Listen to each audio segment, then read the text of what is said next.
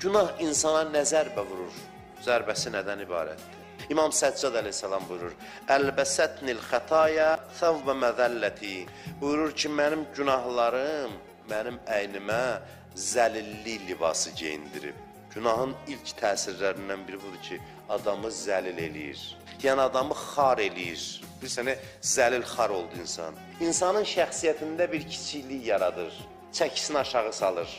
Qurandan dəlil gətirim. Əmmə mən xəffət məvazinu fə ummuhu haviyə və mə ədrakə məhiyyə nərun hamiyə. Kimin tərəzisi yüngül gəlsə, adam elə bilir ki, bəzi adamlar, qiyamət günü o kartof soğan tərəzisindən birini qoyacaqlar, sənin savablarını qoyub orada çəkər. Elə deyil, məsələ.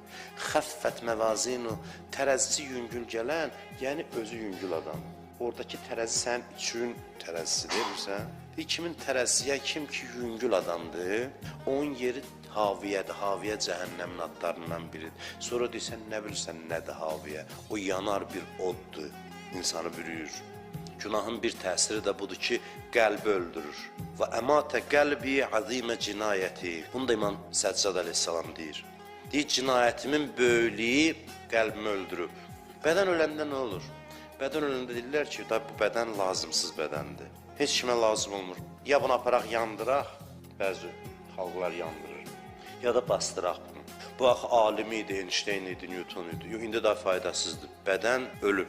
Ruh da belədir. Ruh öləndə lazımsız olur.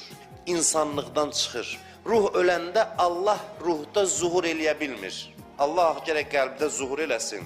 Allah həydir, diridir. Ölü qəlbdə zuhur eləyə bilmir.